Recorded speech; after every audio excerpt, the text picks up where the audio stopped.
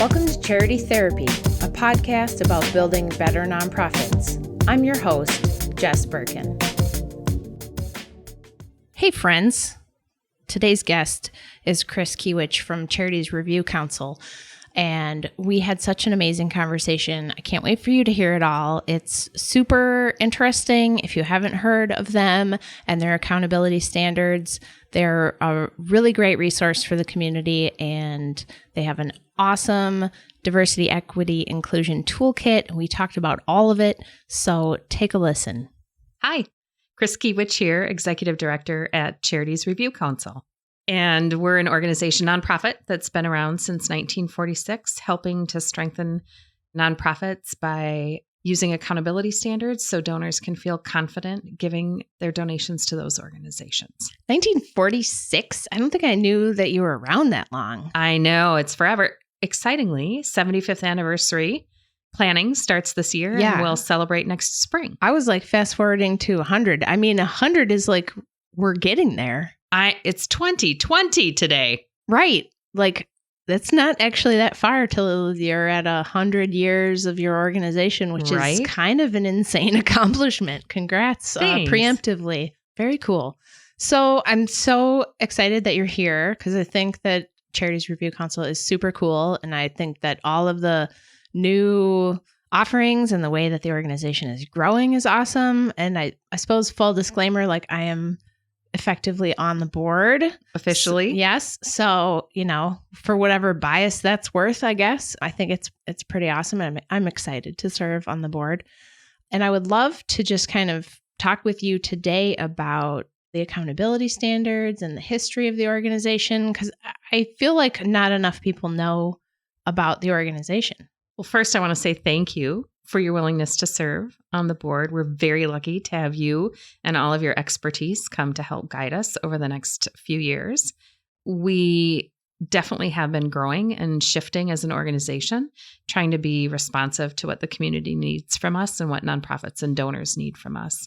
We started as an organization that was really about protecting Minnesotans from being taken advantage by bad nonprofits, right? And really came to realize that the accountability standards that we used as a way to vet nonprofits were actually a tool that could build and strengthen the infrastructure and foundation of nonprofits. Yes, which I love because, my mission and my work is to empower and help nonprofits grow strong and help them do the right things. Right. A lot of times it isn't that they are intentionally doing the wrong things. They just don't know what the right things are that should be done. Yeah. The unknown unknowns, right? Right. Yeah. And so our accountability standards are structured in a way, they're in 4 categories. So public disclosure, finance, governance, and fundraising. And there's 25 of them, and they're put together. The majority are inside of the governance piece, really believing that having a strong and effective board is what leads to great outcomes for nonprofits. Right? Yes. Preach. So important. And a lot of them are the sheer basic of good operations for a nonprofit. And so we love when nonprofits elect to go through our review process. And we always tell nonprofits too that if they aren't ready to go through the review process, to at least look at them and use them to start building those things internally. So when they're ready, it becomes easier for them to meet standards. Yes. Yeah. I mean, Rome wasn't built in a day, right? So it's one thing to become aware that, this is a thing we should be doing. It's another thing to get ready to implement. It's yet another thing to actually implement it, especially if you've been doing something else for a long time first. And that's a big reason why, for our subscription service, like, we are proactively referring to the standards and weaving those into our internal assessments that we offer to subscribers every month, because a lot of my clients are small, right? They're very small, and they're not necessarily thinking that they can meet all those standards. And so it's like, well, you can. Yeah. Just slowly but surely. Slowly but surely. Every month we're going to work on one. and at least you know about it, and then you can start the process. So I love that. And the beauty of the process is that we use custom proprietary software that's cloud-based. So any nonprofit anywhere could go through our review process, but it's done in an asset building partnership. So, and what I mean by that is we aren't here to catch where nonprofits are doing things wrong. We're actually here as a guide to help them figure out how to do things in a way that communicates strength internally and externally. So when a nonprofit starts to use your online tool, I'm imagining they might register for an account and save their progress. Yes. And actually, so we call it the accountability wizard. So that's the software that we use. So when you log in and start an account in the wizard, there is a fee. It's based on operating expense. It's 0.02% of operating expense with a minimum of 100, maximum of 3,000. So, for example, $1 million organization pays $200. So pretty reasonable. Extremely. Most affordable capacity building that a nonprofit could undertake. And as part of that review process, there's less than 100 questions. Some of them are simple. What's your executive director's name? Right? Some of them are simple. Check a yes or a no. If you don't know that, we're probably not ready to even start the process. No, probably not. I think you need that for when you file with the IRS, right? Who's the point of contact for your organization? So, and what happens as part of that process within that software is we actually have a chat function. So you can chat back and forth with the staff at the council. So if you have any questions at any time, we're available to help an organization super cool. be able to answer any of the questions. We also have sample documents. So if you don't have a policy that the standards say is required, we have the sample document. You just simply download it. Add your organization's name and date it and board approve it, and it's good to go. There you go. So what I'm kind of picking up from you is that nonprofits should not be afraid to start their account, start the process, because you're not expecting them to be perfect and you're not trying to catch them out and then report them to the Attorney General's office or the IRS when they haven't done something exactly perfect. No, we're not a reporting agency. So everything that's shared with us, it's confidential within the review process. There is information. If you go out to our website, you can see any organization's profile who meet standards, and you can see the kind of information that we share so that donors can access that information in one place. But it's all confidential, privacy protected. And there are some open-ended questions that we ask, but we tell folks that are completing the review that if you're spending more than 5 or 10 minutes answering the question, you're taking too long. Right? So answer it to the best of your ability. And it's meant to be iterative and a give and take process. So people think it's harder than it is. And I like to say it's not hard, it's robust. But it should be, right? Because you're acquiring this seal that communicates strength and transparency to donors, right? It has to mean something to meet standards. Otherwise, it wouldn't matter to donors if you had your meet standards seal or not. Yep, exactly. Just from my perspective as an attorney, I think there's one of the mental hurdles that people sort of need to get over is when deciding to work with me is the sort of there's some sort of weird shamey thing that happens where they think if they need, let me back up. So one of the things people will say is, oh, we've never needed a lawyer.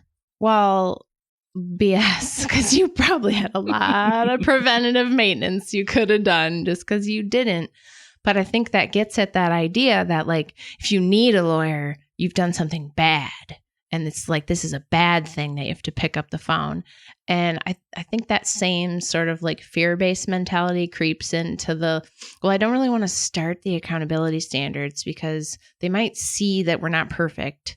And then, we'll have to experience the shame spirals that come along with that. Well, we're the perfect place to, open up that closet and dig all the way to the back and to the floor. You can Marie Kondo your organization with the review process, and you don't have to be afraid of it. And you get to be organized by it. We do ask for copies of your board meeting minutes, and all of your governing documents. The reality is if you don't have those all in one place, it's the perfect time to be able to create a place where you can access them and have them. And we have all kinds of documentation that can help you figure out how to organize that. And then we also have, we consider it an educational process. So we are so fortunate in this community to have so many resources available to nonprofits. So we link out where appropriate to information from Minnesota Council of Nonprofits, Propel Nonprofits, Legal Corps, all kinds of organizations that are doing, in the fundraising standards, it's GiveMN or others, right? So it's a great way for organizations to learn and get connected, both locally and as well nationally. So we connect out to the Council of Nonprofits, the national, as well as the National Council on Foundations. So, and if I heard you right, the accountability standards can be used by any nonprofit in America. Correct. So I think there's a misconception there that people think that because Charities Review is from Minnesota, that it's for Minnesota organizations. And that's an important distinction that I want to make sure we call out, that like any nonprofit can go through this process. Doesn't matter that we're sitting here in Minnesota. You can get this seal. And I know not every state has as robust of a nonprofit support network as Minnesota does. So what a great way to extend, sort of like our robustness to the world. I love that. Our robustness. Robustness. Say that 3 times fast, right? It's like a brand of coffee, Robusto or something. Excellent. Yeah, there you go. There you go. Yeah. And what we found is that we have about 8% of organizations nationally go through our review process.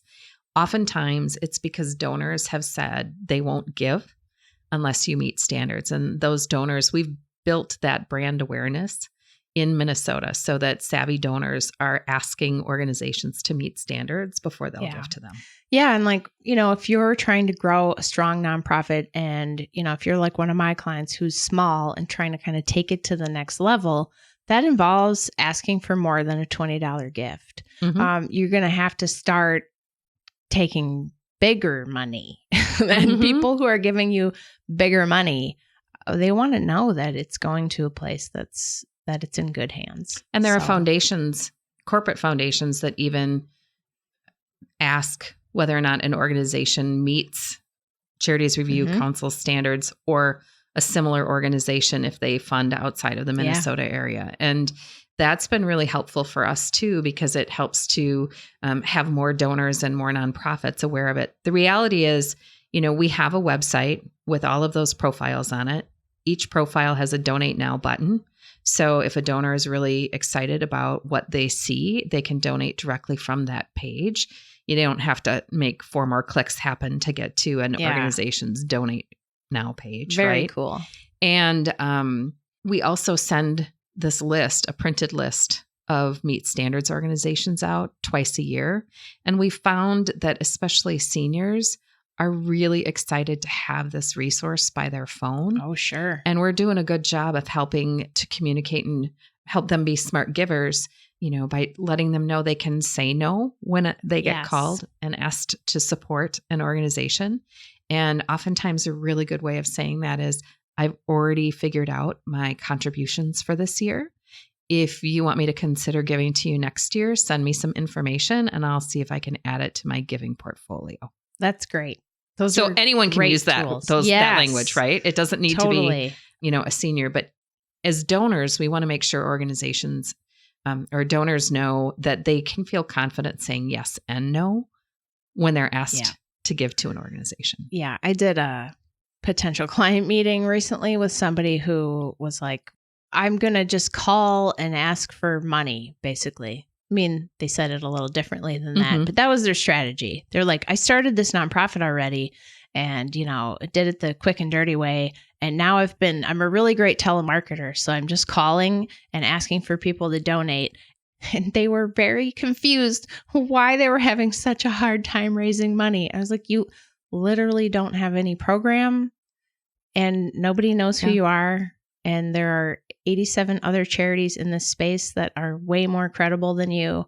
It was kind of scammy. So they did not become a client, but it just was like, people are sitting there with their list next to the phone and If you don't know who this organization is, what a great way to sort of double verify, like this is a legitimate, real place that's a quality organization that's doing things right. It's a little bit of shorthand. You don't have to quite do as much homework. I would always say a donor should always do a little bit of homework. Oh, sure. Even if it's, just you ask me to give to something that you believe in, and I give because I believe in you and it's important to you. But when you're giving significantly to nonprofits, doing your homework's really important. And finding the organization whose values match your values and the outcomes match the difference you want to see in the world is really important. And to me, that's what's exciting, is when you can have an engaged and authentic relationship between donors and nonprofits. It's when magic happens, right? It's the wave of the future, Kris. Yay! It's all about donor engagement, donor experience. I want to make sure that we talk about one standard in particular, because I know offline you had told me that the diversity, equity, inclusion standard was one that I think you said 86% of charities were not able to meet it. And I find that whole issue super fascinating because, the sector is working so hard to change the world, but at the same time, we're sometimes perpetuating the same systematic things that we're theoretically fighting for or against. So I wanted to hear a little bit from you about the DEI standard and like the toolkit and all of that stuff. Can you sort of share about that? Of course, I'd love to. Our accountability standards are framed in a way that when you read them, we have the philosophy and then the standard. And the philosophy states, why is it a standard? And then the standard is, what is it that we measure as a part of the vetting process? The how we do that is that accountability wizard and that software that we do in partnership with nonprofits. And so we launched a diversity and inclusion standard in 2009. And when I got to the council in 2012, we actually started a review of our standards every 3 to 5 years, depending on what needs to be done. And so in 2014, we launched new standards. And inside of that, we actually revised our standard to be a diversity, equity, and inclusion standard. And we did that because diversity really is about who is it? And it's kind of a counting, who are the people, right? And what's the difference amongst those people? Inclusion really gets to process. So what are the rules within your organization? What are your policies? How are you making sure that they are inclusive? And then equity gets to power. And you can't get to equity if you aren't willing to talk about power, right? And so the standard itself is really one of the more basic thresholds that we ask organizations to meet in order to meet standards. And that's that they understand the demographics of the constituency they serve and compare that against the constituency of the organization, both at a board, leadership, and staff level. And so how does one demonstrate that they understand that? So we ask organizations to have a board conversation where they show that they've assessed, right, the demographics, that they have determined if there's a gap, and then set goals in order to figure out how to address that. Sure. Okay. And so pretty simple. And when you think that 86% of organizations couldn't meet that standard without help, right? And the reality is it's such crucial work for our society in order to be able to start to address some of the intractable social problems that we have. And yet we aren't even able to track the demographics. Why do you think that is? Because I'm trying to think that through and it's like, well, to some degree, what we're expecting is that they will survey their beneficiaries, right? So that people can tell you how they identify, gender, ethnicity, race, whatever. So is it that that's an extra step of work that they haven't been doing and they're like, oh, that's extra work and we don't do that? And how would we get there? A lot of times they understand their constituency that they're serving. They haven't done the assessment internally to understand the demographics within their organization and at a board level. And then the other piece that they haven't done is they haven't had a board conversation around how to address the gaps. What I love about this is it's sort of like directing policy at a very broad level. Mm-hmm. You're like, oh, okay, y'all know what your demographics of your constituency are. And frankly, it's not that hard to figure out. If it's not like your board members are 3,000 people. Like, you can probably look around the room and ask people what their demographics are. And your organizational staff, that's easy too. So it's really just the fact that they haven't had the conversation. Well, and there's some privacy pieces attached to it, right? So we want to make sure organizations are doing it in a way that allows individuals to self-report, but protects privacy as well. Yeah. And I mean, they're doing that for their own beneficiaries. Then they know how to do it and they can do it. Mm-hmm. It's not like it's harder to survey your staff. It's funny to me. Well, how we inadvertently perpetuate the stuff, right?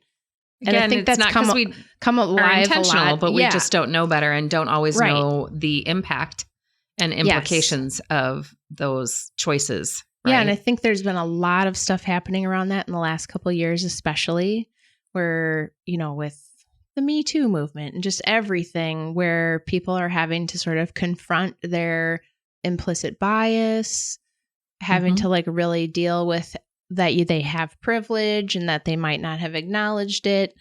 So I think this is one of those things where it's like, we all agree we're not racist and we're not trying to discriminate, but we haven't really done that extra step of looking in the mirror and like dealing with our own, are we really representing our community? So that's really great. And what is our community, right? And so like Charities Review Council, we look at the census for Minnesota. So we're really excited for the new census to come out to give us new data and help us understand what is the diversity within our board. And it's interesting because when we talk about diversity, race is an incredibly important piece of that, right? And to remember that race isn't always visible. Right. So to make assumptions that you can go around a room and say what individual's race is or gender identity, how someone identifies, right? If people are differently abled. For us at Charities Review Council, when I got there, it turned out that our board, the diversity that we needed were folks who didn't have masters and PhDs and were younger than 50 years old. Yep. Right. It's awesome to have all of these incredibly smart, talented people. I got you only on one of those. I'm under 50. Yeah.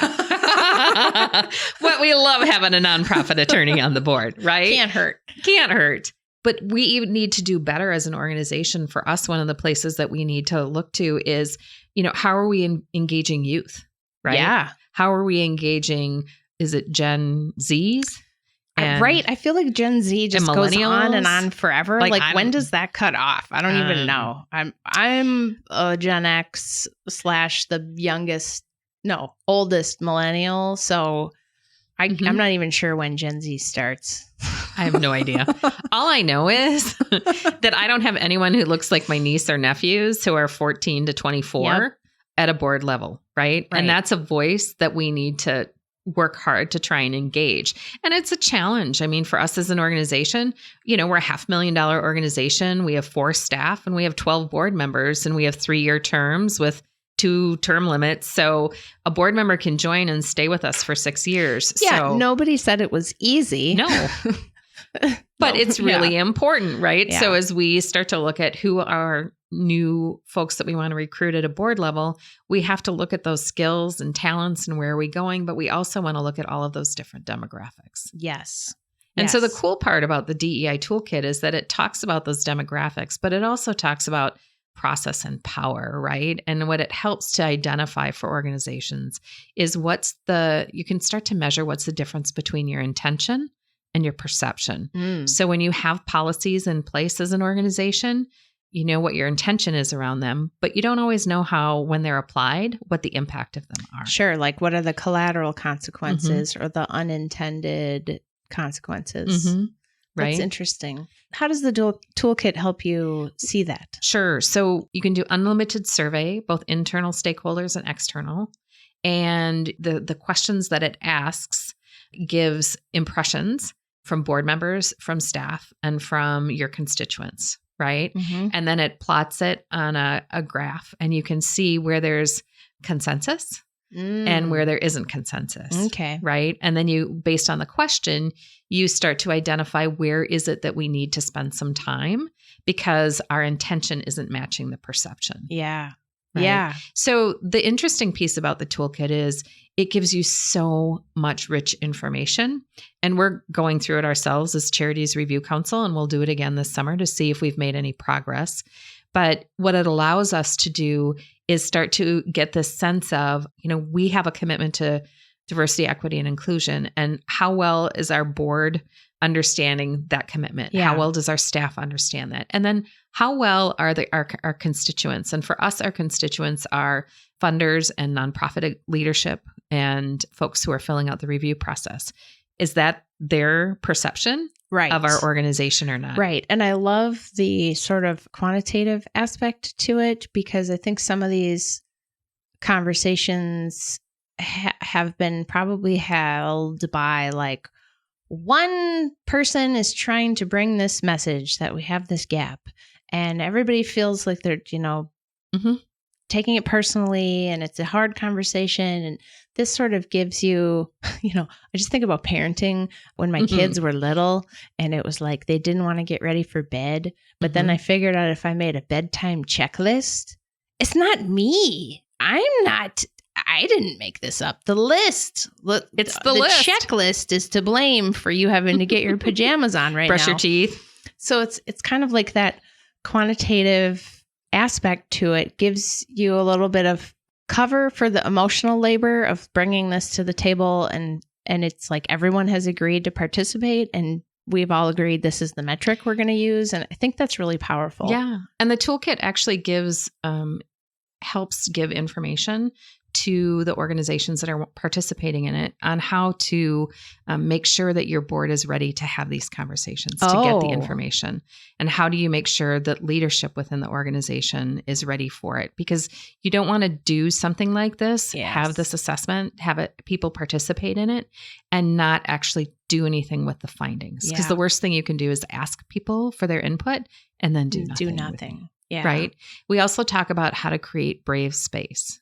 Right. Say more about that. I was, I read a blog Have this you weekend. trademarked that? It's trademarkable. We weren't the ones who came up with it. Okay. Somebody needs to trademark that.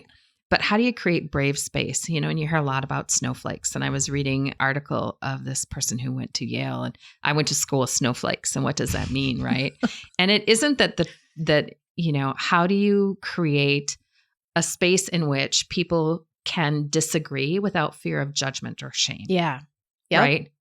Because what you want to be able to do when you do this survey and you start to assess the results and start to make changes is to create a space where people are not only willing to provide it and provide feedback in the context of a privacy protected survey, but that you can actually start to ask questions of individuals and they're willing to participate. So there's no judgment and there's no shame for anyone, and be willing to sit inside of being uncomfortable. And you hear a lot about that right now. And it's really important that we figure out how to be uncomfortable. And it's okay to not know how to do this work or to not, I'm not intentionally racist, but I know that I'm privileged. So my experiences lead me to be someone who will do things. I will offend someone and I will say something and I won't know. And so it's up to me to figure out, I'm grateful when people are willing to share with me and give me feedback that is something that can hurt people. Yeah.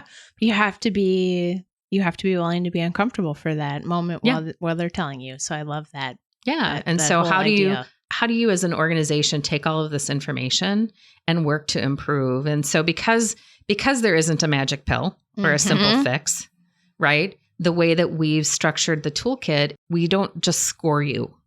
Like you're 0 to 5, right? And we're a 4.3. So yay us, right? It's not about that. It's really, here's information. And you can both figure out if there's consensus and also if there's a high enough score within certain things, right? So on one of the inclusive things, it's with holidays. Like how well do we accommodate other faiths inside of our holidays? Because we're Western and Christian basically, right? So at the council, one of the things that we do is if a person doesn't celebrate Christmas, they might be Jewish, they might be Muslim. Mm-hmm. They can have the days off for their high holidays and might work on Christmas, and that's just fine. That's right? Great. Yeah. So how do you make room for difference in a way that isn't about judging or shaming? Yeah. Or just othering. Yeah. Othering. Yeah. That's so cool. Man, I could talk to you all day about this stuff, but I suppose we should wrap up. Oh, it's already time? It is. How does it go so fast? Because you're awesome. And so are you. Oh, it's a love fest. It is. All right. It's time for the 3 questions. Okay. So, question number 1. Is there a cause or a charity that you want to give a shout out to? Besides us? Yeah, besides your own. Oh, man. As Kris. So can I mention 2? Oh, yeah, sure. So there are 2 that I personally give to. One is Loaves and Fishes. If you're familiar with them, they serve meals. They've just launched their 33rd site. So nice. Fairmont just lost their grocery store. Oh. Their only grocery store in Fairmont. So Loaves and Fishes has now added a site in Fairmont. So helping create community through healthy meals and making sure people are fed.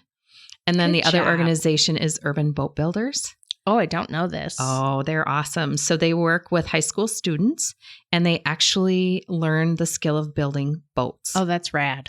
And then they take these kids up to the Boundary Waters. Oh, no, they don't. They do. That's and so they cool. portage in the Boundary Waters. And so not only do the kids learn skills, but then there are supervisory jobs that kids, once they participated, can move up in the ranks of it. So both of which are, of course, meet standards organizations. So yay. Yay.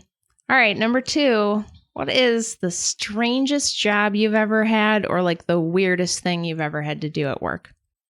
So when I was in high school, I was the garden court lady at Gabbert's Furniture Store. What does that even mean? So Gabbert's is a furniture store at the Galleria.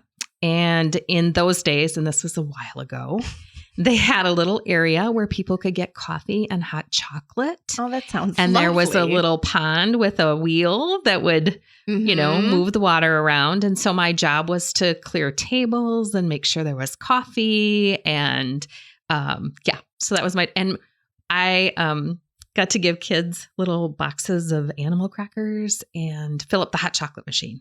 Oh, that's like a cute job. It's so I also had to take care of cute. the bathrooms. Oh, well, toilet paper and that part was the worst part. Yes. But I like the boxes of animal crackers and the pond. I couldn't drink hot chocolate for a couple of years after that, but otherwise it was all good. Yeah, that's like I was a diner waitress. Mm-hmm. No more greasy food for a while. Okay, number 3. What advice would you give to a nonprofit who just found out that Charities Review Council accountability standards are a thing? Well, of course, start an account and start a review because it's not as hard as you think it is. Call us. Talk to us about the review process. Talk to us about what will the impact be for the organization by having the meet standard seal. And then what is the lift for the organization in order to do the review process? You can, of course, figure out the cost of it. We have a nifty calculator. Yeah. So you just put in your operating expense and it tells you how much it would cost. But it's incredibly affordable. And don't be afraid of it. I think that's the biggest thing. Don't be afraid of the review process. Because as I said before, and I'll say again, and I keep saying as long as I'm there and even after I'm gone, maybe someday, is that the review process is not hard. It's just robust. It just asks you to know where your stuff is, help give us access to it, and then we're here to help you meet standards. Yeah, right on. Well, awesome. Thank you for being such a great partner to charities across America and in Minnesota. I think it's such a great organization. And thanks for being here. Oh, thanks so much for the opportunity to come and chat with you. It's always the best. And thanks for what you do in shifting, starting to shift the conversation for nonprofits around how to think about legal advice and support, not just advice, but support. Yeah, right on. All right, folks, that's our show. Be sure to follow me on Instagram or Twitter at Jess Birkin. We want to hear from you. Send us a message at our website, charitytherapy.show. And don't forget to subscribe to our newsletter at birkinlaw.com/signup. Charity Therapy is a production of Birkin Law Office, PLLC. Our theme song is by Whalehawk. And remember, folks, This podcast is produced for your entertainment and is not a substitute for actual legal advice.